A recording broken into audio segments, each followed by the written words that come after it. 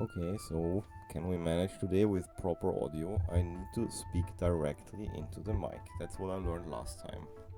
Because the audio last time sounds like I basically spoke into a can. So I'm wondering what for do I have an expensive microphone. Today I am having another special guest.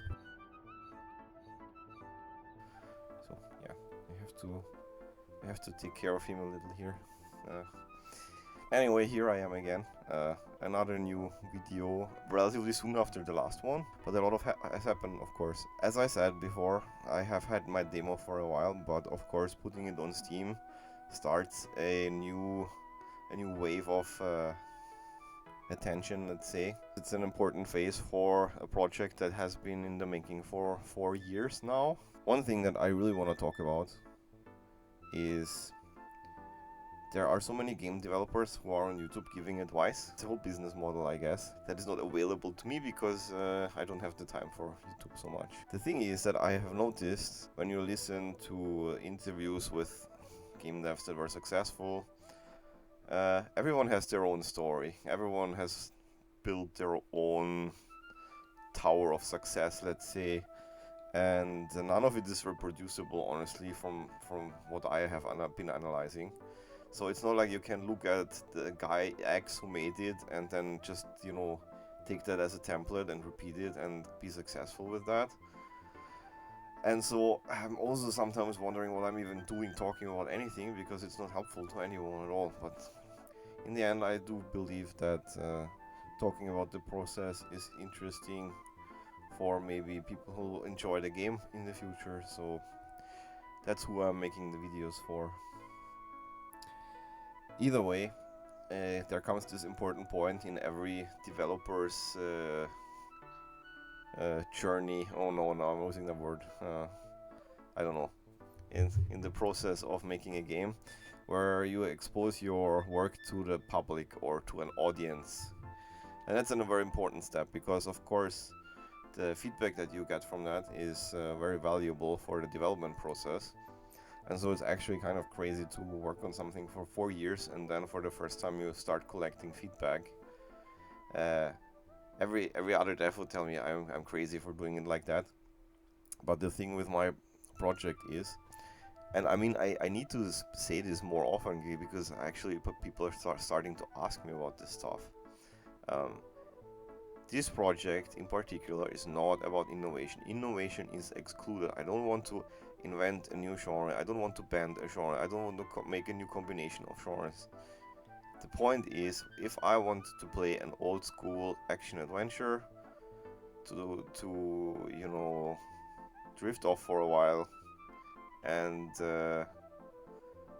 just be caught in that kind of simplistic interactive combination of impressions, well, I don't have many options. I can play Alandra and I can play Landstalker, which I have done many times in my life. There's a couple more, of course, Soleil, for example, or Secret of Mana. There's a couple of games. I'll talk about that some other time. But overall, I don't have many games like that. And even the ones that come out today are usually implementing, modern paradigms like Souls-like mechanics and so on. And it can be exhausting. I just want a simple fucking game, and that's why I'm making this game. I don't want to invent anything. I want to take a proven design pattern, a proven way of making a game, and just roll with it. And that is why I feel like for 4 years I haven't really needed any kind of user feedback, because I know what I'm doing, it has been proven, and I'm very confident that it will be accepted well. Either way, for the longest time, that's all talk, and only now we can start to look into what actual players think. So the first stream of feedback comes from people who grab your demo off Steam, and they actually stream it, which is a super cool dynamic for me, because it's invaluable feedback. Not only do I get their thoughts afterwards, I can actually watch them while they played and gauge their reactions and everything. It's awesome. So very big thanks to, if anyone sees it, to anyone who uploaded a stream of playing it, because it was really, really, really insightful for me. And so that's where the first time where I noticed, you know, it clicks. People get what I'm going for with the game. And you know, that's in many little details where, you know, I can see a player experience joy because they talk about it at the time. And they're like, oh, that goes like that. Yeah, that's such a cool callback. And, you know, and I know that I designed it specifically because I want to evoke that reaction. And so when you see that trigger, it's a very satisfying feeling. And it tells me that, I mean, we will not see for a while if there's a big audience or not for my game, but at least the people that it's intentionally designed for seem to get what I'm going for, and that is a very cool thing for me personally, because it means that at least what I set out to accomplish, I'm accomplishing. So that's the first thing, the streamers. Then of course it fizzles out a little bit because the Steam algorithm is done, and you know, now it's more like collecting wish lists or through social media things. And the demo is almost only there for the most critical of people who are really like, is this real, you know? Then they check out the demo. I can see that from the numbers, not many people try the demo, but the wish lists have gone up like crazy. Let's keep it out. Let's keep it reasonable. But it's a steady stream of wish lists, which is a good start for me personally, because when you start from nothing, it's actually like not so easy to develop a strategy of getting any wish lists whatsoever. Anyway, they don't play the demo so much anymore. So the next step for me was to start making public appearances. So this weekend I went to the Comix Vienna, which is actually a convention for comic content. But they have a small indie area where indie developers can have stands. So I signed up for this through an organization that's called Create. So if any of you are Austrian game devs, I invite you to sign up there, because I mean, it's a really valuable service for us. They work very hard on this, and I think it's really awesome, and very happy I had that opportunity. Anyway, first I wasn't sure if I should even go to a comic convention, but honestly I felt very at home there, because it turns out that it was not, you know, anime conventions I already know, they're always very, I don't know, like supermarkets, I said. I think that's a good way of putting it. They feel very corporate somehow. You know, everyone has their manufactured goodie bag sections. You know, there's not an ounce of art or genuine, you know, creativity. But at this event, it was filled with little stands by creators who make little gifts or comics or illustrations or like tons of things, and it felt very, I don't know, personal.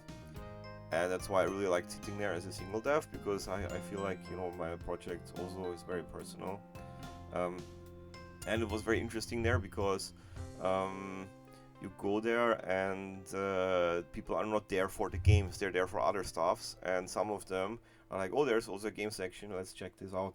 So I had a lot of kids, which I don't expect from a gamer event.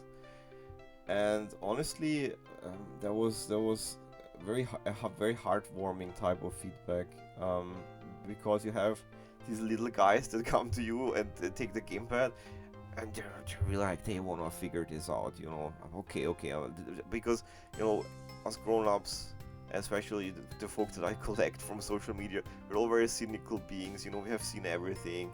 It's very hard, but for a kid, it's like, you know, maybe they know Zelda a little bit, and then they're like, okay, I'm gonna figure this one out too, and then they're gonna sit there for like, I don't know, 15-20 minutes, and they're really gonna get into it, and every time something doesn't work, they don't get angry and be like, you know, oh, I wanna play something else. They're just like, I can do this, I can, you know. It's very cute, and for me personally, it was a very nice sign that kids really enjoyed engaging with the game, because that's what I'm going for. When you use a template like something like Zelda, you know, those big Nintendo, this big Nintendo playbook, um, then of course it's gonna be something that appeals to everyone because that's Nintendo's core business. And I feel like the indie space often forgets about, you know, making something for everyone and focuses just on something like hardcore gamers and so on. And so I saw that not only did the children engage with the game very well, but also, you know, more grown-up people who like video games and who see the art style and they're like, oh yeah, this is something I would like.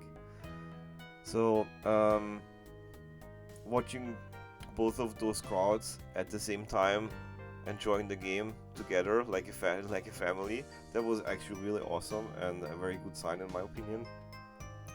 And of course, you know, from everything I've been talking about now, I've been collecting bugs and little things that I want to improve. For example, everyone wants to hit the fucking chickens. I know why. Of course, Zelda has taught us that you can always beat the chickens, and Zelda even has this thing where you beat the chicken enough, then you get, you know, assaulted by a revenge army of chickens. And you know, because I wanted to not so focus so much on that, but everyone is trying to hit them and they don't do anything, and it's a disappointment. That's way too early, so I'll definitely have to come up with something, for example. But also like smaller things, for example, someone tried to jump around on the bed, and I'm seeing that and I'm thinking, you know, those are the little interactions that I work in the interactive medium for, so I'm definitely gonna turn those beds into springboards, which I've already implemented. I just put it there. So you know, like lots of little things like that you can pick up when you watch them playing. You pick up on too many bugs, of course, so I'll be fixing those. But in general, what I'm getting is very positive vibes, and people enjoy it, and people want more of it. And you know, while I go out of the event with as many wish lists as I would have gotten from 2 Twitter posts, even though, you know, Carolina, could you give me a flyer? I don't know where they are even. Yeah. So yeah, everyone enjoys playing the game, and they take one of those flyers that I made. So there were a little bit of extra work. I had a little helper who did that for me, thankfully, because it's of course a little work to have this, but I just wanted to have something that, you know, catches the eye. That worked very well, actually. I saw a lot of eyes going into that because it just looks, you know, different than a just boring normal calling card. So a lot of people picked that up, but still, you know, the wish lists are, if you go by those numbers, it's not gonna be worth it. But for me, it was worth it because I saw the reactions. I know that the direction of the game is going well. And most importantly, I am happy that I started at a small event because I need to, you know, learn how to do it better, because there are going to be times when I will be at actually important events, and I don't want to learn the lessons then because it's too late. So I learned a lot of stuff. For example, all these indie booth stands were directed towards the developers because they want to invite people and make them sit on the chair and play the game. But people just pass by, especially at a convention it's for comics. So it turned out that it's much better to just turn the thing around, let them see the screen. And from that thought, we discovered that, of course, it makes a lot of sense to have a second screen that just constantly has on the loop some gameplay footage, which can show you much more than someone who plays the demo does. And I noticed that it does catch a lot more eyes than the stand itself, so that's in the future definitely something I have to consider more. And aside from these things, of course, now that I have them and they proved to be successful, next time I can focus on the next thing, like let's say stickers, or I don't know, we will see. I'll have to think about it. But yeah, so those are the learnings from the little event. Overall, I'm very happy with the impressions that I've been collecting. And really, now it's back to work. finally I managed to build some areas again, which was very nice. So, but overall, I'll try to finish chapter 1. Except for the scenario, I intend to implement it later because I'm not obligated to make a demo anytime soon again. And then what I'm really excited about is diving back into chapter 1. And I think most of you will know me more from the times where I started getting active on social media, so on Twitter basically. But by the time I got to Twitter, I had already been working on the game for quite a while. And then I bought basically below the stuff that's chapter 2. So I started, because I never wanted to start with the start of the game. Wanted to do that at the end, but that's how it went. But as a result, I have a lot of content built for chapter 2 that I still need to get to polishing up, because the engine has changed dramatically since then. If you're interested, you can just look at the first footage that I uploaded that had all of that content in there. And the funny thing is, everything that people have seen in the last 2 days, there's none of that in there, because I've completely ignored that part of the game. So there's a lot of cool stuff that I cannot wait to get back to. And so that's gonna be probably what I'll be doing for the rest of the year. But yeah, like I said, I do want to make more videos, and I think I will talk more about that in another one. This time it was all about this event. As a last side note, it was extremely exhausting. I can feel I still have this chronic fatigue thing going, and even though my relatively low stake lifestyle, you know, just sitting here and working when I can, does not prepare me well for a big taxing event like that, you know, lumping all the equipment there, building it up, sitting there, interacting with people all day. And that 3 days in a row, basically, that was absolutely a bit too much. But for now, it's part of the business. I think I will do another one this summer. And then there's a big gaming event in Vienna in autumn. That would be cool if I could score that one. And then I think maybe I'll slow down a bit again until I have new stuff to show.